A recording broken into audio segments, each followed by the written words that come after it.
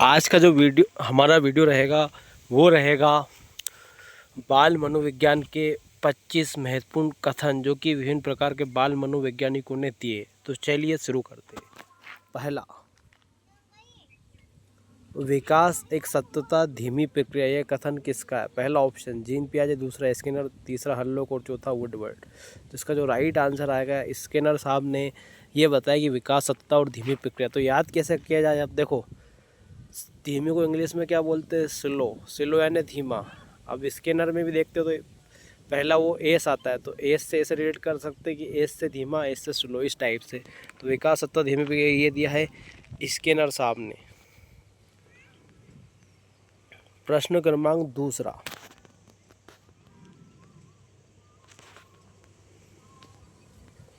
विकास के परिणाम स्वरूप व्यक्ति में नवीन विशेषता और नवीन योग्यता प्रकट होती है, किसने कहा है? पहला ऑप्शंस हरलोक, दूसरा क्रो एंड क्रो, तीसरा रोस और चौथा किलपैट्रिक। तो इसका जो राइट आंसर रहेगा वो रहेगा हरलोक। अब याद कैसे किया जाए? आपको पता है जो हर लोग रहते हैं, मतलब प्रत्येक व्यक्ति रहता है, यानी कि हर लोग में जो विशेषता रहती है अलग रहती, योग्यता अलग रहती, बोलने का स्टाइल अलग रहता है, भाषा शैली अलग रहती, बुद्धि का स्तर अलग रहता है। तो इस प्रकार हम याद कर सकते हैं कि जो विकास के परिणाम स्वरूप व्यक्ति में नवीन विशेषता और नवीन योग्यता प्रकट होती है वो हरलोक जी ने कहा था। प्रश्न क्रमांक तीसरा, मानव विकास दो कारकों पर निर्भर करता है, पहला जैविक और दूसरा सामाजिक। प्रसिद्ध कथन किसका है? पहला वॉटसन, दूसरा ठंडाइक, तीसरा जीन पियाजे और चौथा स्किनर। तो इसका जो राइट आंसर आएगा, जीन पियाजे साहब ने ये बताया कि मानव विकास दो कारकों पर, जैविक और मानसिक। प्रश्न क्रमांक चौथा, बाल विकास का तात्पर्य बालक के मानसिक, शारीरिक, संज्ञानात्मक और सामाजिक विकास से एक परिभाषा किसने दी?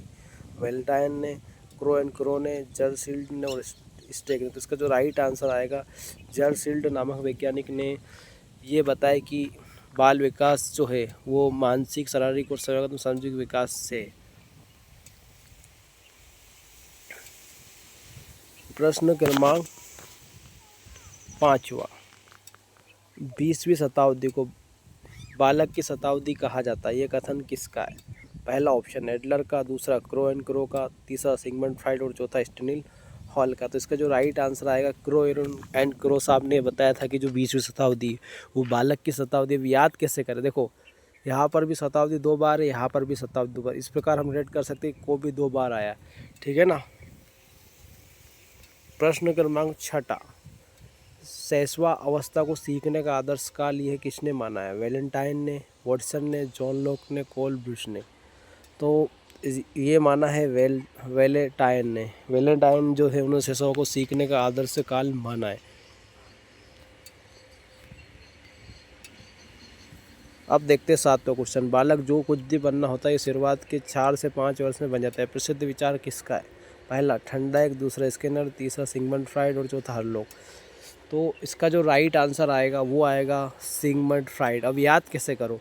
देखो, 4 को इंग्लिश में क्या बोलते हैं? 4। क्या बोलते हैं? 4।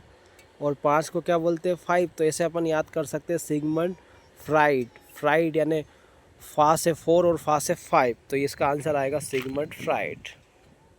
प्रश्न क्रमांक 8वां, नवजात शिशु के मस्तिष्क को कोरिसलेट किसने कहा है? टेबुला रासा। तो इसका पहला विकल्प और रूसो, दूसरा जॉन लॉक, तीसरा सुकरत और चौथा प्लेटो। तो जो इसका राइट आंसर आएगा वो आएगा जॉन लॉक। जॉन लॉक ने इसको कोरिसलेट कहा है। अब याद कैसे करें? John Locke. तो अपन जो स्लेट रहता है उससे किससे लिखते? चाक से, और चाक यानी कि लॉक, इसे आप याद कर सकते हैं इसको। प्रश्न क्रमांक 9वां,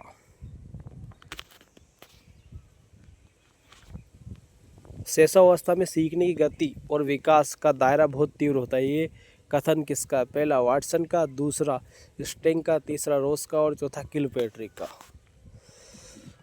तो इसका जो राइट आंसर आएगा ये वाटसन साहब ने कहा है। वाटसन साहब ने बताया कि विकास शैशवावस्था में सीखने की गति का विकास तीव्र और दायरा होता है। तो कैसे याद करें?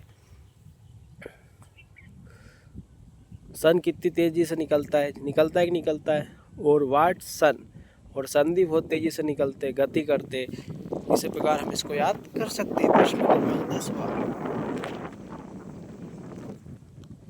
बाल अवस्था जीवन का अनोखा काल, यह कथन देने वाले मनोवैज्ञानिक कौन थे? रोस, कोल एवं ब्रूस, और दूसरा किलपेट्रिक, और चौथा जर्सिल्ड।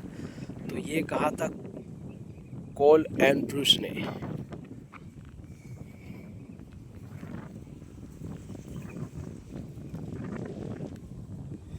प्रश्न क्रमांक 11वां, बाल अवस्था को प्रतिद्वंद्वात्मक सामाजिकरण का काल किसने कहा? पहला ऑप्शन किलपेट्रिक, दूसरा हर्लोक, तीसरा स्टेनहॉल और चौथा क्रोनक्रो। इसका जो राइट आंसर आएगा किलपेट्रिक। यानी कि अब इसको याद कैसे करें? देखो, बाल अवस्था में भी कंपटीशन होता है और जो जितना अच्छा उस कंपटीशन में ढलेगा वही जीतेगा, वही प्रतिद्वंद्वात्मक सामाजिकरण। और यदि नहीं कर पाएगा तो किल हो जाएगा, हट जाएगा। तो ऐसे याद कर सकते हैं कि किलपेट्रिक ने प्रतिद्वंद सामाजिकरण काल कहा है। प्रश्न क्रमांक 12वां, बाल अवस्था को छद्म परिपक्व का काल, ये कथन किसने कहा? पहला स्ट्रेंग, दूसरा वुडवर्ड, चौथा रोस और चौथा स्किनर। तो ये कहा है रोस जी ने। तो अब याद कैसे करें? जब भी बच्चा झूठ बोलता है या फिर कुछ भी इस प्रकार छद्म अवस्था करता है तो वो उसके पेरेंट उससे क्या हो जाते हैं, रूठ जाते हैं। तो हम ऐसे याद कर सकते हैं कि इस रोस जी ने बाल अवस्था को छद्म परिपक्वता की अवस्था माना है। प्रश्न क्रमांक 13वां, शायद ऐसा कोई खेल जिसे 10 वर्ष के बालक ना खेलते, प्रसिद्ध कथन किसका है? वैलेंटाइन का, दूसरा वाटसन का, तीसरा स्टेंग का और चौथा जीन पियाजे का। तो इसका राइट आंसर आएगा स्टेंग। अब इसको याद कैसे करें? देखो, स्टेंग का अपन ने लिया टी, मतलब स्टेंग का टी लिया, यानी टी से 10 यानी 10। ऐसे हम इसको रिलेट करके याद कर सकते हैं। प्रश्न क्रमांक 14वां, किशोर अवस्था को बड़े संघर्ष, तनाव, तूफान और विरोध की अवस्था है, सबसे महत्वपूर्ण कथन किसका है? जर्सिल्ड का, स्टेनहॉल का, तीसरा किलपेट्रिक का, चौथा क्रोनक्रो का। तो इसका राइट आंसर आएगा स्टेनहॉल। अब इसको याद कैसे करें? जब भी तूफान आएगा तो हम क्या करेंगे? ऐसी जगह ढूंढेंगे या फिर हाल ढूंढेंगे या फिर अपने आप को स्ट्रॉन्ग रखेंगे। तो इसे अपन स्टेनहॉल, यानी कि इसको तनाव और संघर्ष का काल। प्रश्न क्रमांक 15वां, किशोर अवस्था को बाल अवस्था और पूर्ण अवस्था के बीच सत्तीकाल या फिर ट्रेडिशनल पीरियड, ये कथन किसने कहा? जर्सिल्ड ने, रोस ने, हर्लोक ने या फिर ठंडायक ने। तो इसका जो राइट आंसर आएगा जर्सिल्ड नामक वैज्ञानिक ने ये कहा है। प्रश्न क्रमांक 16वां, किशोरों का वर्तमान शक्ति और भावी आशाओं को प्रस्तुत करता है, कथन किसका? स्किनर, वाटसन, क्रोनक्रो, कोल एवं ब्रूस ने। इसका जो राइट आंसर आएगा क्रो ने वर्तमान की शक्ति और भावी आशा को प्रस्तुत करता है। प्रश्न क्रमांक 17, किशोर अवस्था को जिनका सबसे कठिन काल किसने कहा? किलपेट्रिक ने, स्टेनहॉल ने, वैलेंटाइन ने या फिर जॉन लॉक ने। तो इसका जो राइट आंसर आएगा वो आएगा ऑप्शन ए, किलपेट्रिक। अब याद कैसे किया जाए? आपको पता है किशोर अवस्था जो रहती है वो 12 से 18 वर्ष की रहती है। इस अवस्था में ये रहता है कि जो जितना अच्छा इससे जूझेगा और संघर्ष करेगा वो महान बनेगा, और जो नहीं कर पाएगा उसके लिए बहुत ही कठिन।